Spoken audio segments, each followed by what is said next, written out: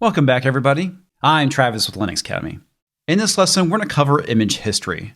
By using the Docker image command, we have the ability to go and get some insight into how an image is built. What it will do is it will go through and list the layers that were created, along with the IDs and commands that were run. So we're going to start by looking at the history of one of our base images. Execute Docker image history node latest. And this is every single layer that was used to go and create the node image. In a moment, I'll go and pull up the Docker file so we can go and compare the layers that are being created. These layers are being created by the base image, and then the rest up here is what is in the Docker file for node. So in the Docker file, there should be a total of 7 instructions. So when we download or build an image, each layer is being represented here, with the final one here being the actual image ID. So if I go and execute docker image ls and then grep for that ID, we get back the image node latest.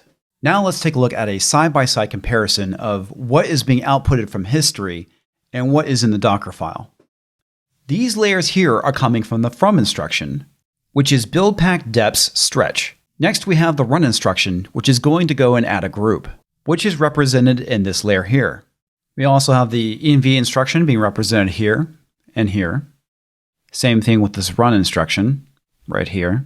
The env instruction for yarn right here, then run, and finally the command that is being set right here. Now let's go and repeat the process with one of the images that we built. Execute Docker image history, and what we're going to do is use the image that we pushed to GitHub. So this is going to be different for you. Use your Docker Hub name, followed by weather app and latest. For the weather app, we're using Node Alpine as the base image, which is represented here with these layers.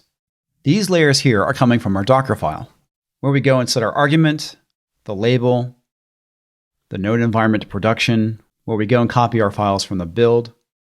We go and set the working directory, expose port 3000, and then finally we go and set our entry point. So I should be able to go and grep for this image ID. And we get back the node Alpine image. Likewise, I should be able to do the same thing with this image ID here, which should return the Linux Academy weather app, which was tagged using the GitHub hash. As you can see, we do have 3 images coming back. And the reason why is because this is the image that was initially created using this ID, and these are just tags to this image. We can also execute a Docker image history using the node truncate flag.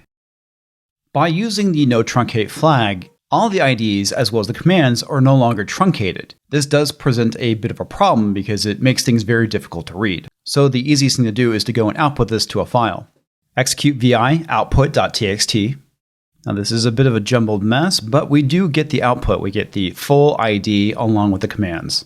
We can also use the quiet flag, which is only going to go and display the image IDs. And finally, I could use these 2 flags together to list all the non-truncated IDs. That's all I have for this lesson. Go ahead and mark it complete.